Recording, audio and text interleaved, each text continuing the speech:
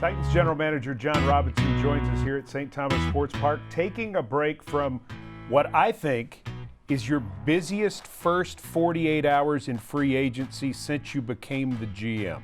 You think that's fair? They all seem pretty busy to me, Mike. But yeah, I mean, we got in the ring on several of these guys and started trying to punch something out once that tampering window opened.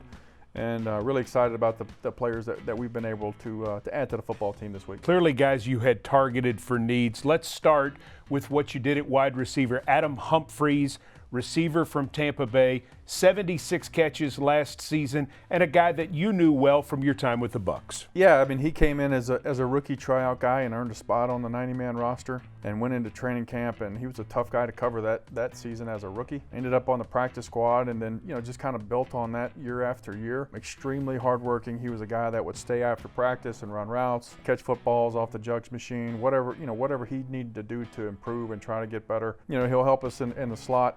He can play some outside receiver as well. He's a really good catch and run player in the screen game. He's not afraid to throw his hat in there as a blocker, and he's a pretty good punt returner too. So really excited to add certainly his skill set, but him as a person to the football team too. Why is Roger Saffold the right answer for the Titans in free agency for an offensive line spot? Played a lot of good football, and he's a veteran player. He's played against a lot of good players. And he's big, he's strong, he's agile for a big man, can really run, get out on the perimeter, good in the zone blocking scheme, and really firm in the pocket to help protect Marcus. Cameron Wake, outside linebacker, tremendous success in Miami with 98 total sacks and 5 Pro Bowls in 10 years. Yeah, a guy that Coach Williams, our defensive line coach, had a history with when he was coaching down there, and spoke really highly of him. Certainly his career and his production over his career speaks for itself, and he'll be a really good veteran piece on the defensive side of the football, especially for the linebackers, both inside and outside. We've got a couple young guys in Harold Landry and Sharif Finch at outside linebacker. At inside linebacker, Rashawn Evans, Jayon Brown. Him and Wesley can really do a good job with those guys of continuing to groom and mentor those guys. Re-signing's a key of this period too. Ty Smith at the cornerback position, Kevin Pomfil in the offensive line, David Fluellen at running back, and obviously the big one that jumps out, Kenny Vaccaro at the safety spot. Yeah, Kenny, we were fortunate last year that he was available, when Cyprian got hurt.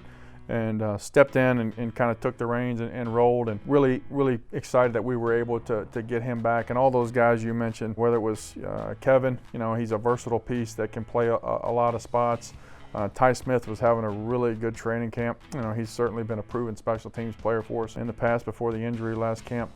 And then Fluellen, he's always been a good special teams player, pretty versatile running back, before he got hurt last year too. So having all those guys back is good for us. You make a trade for a backup quarterback. You let Blaine Gabbert go, and you acquire Ryan Tannehill from the Miami Dolphins. Yeah, it was an opportunity for us. It really just kind of manifested itself over the last couple of days going into the weekend here, and it was a chance for us to get a player on our football team that's started a lot of games, that's won a lot of games, that when watching the tape, thought he did a pretty good job of trying to put the team in the best position to win, finding the open guy, getting in the ball.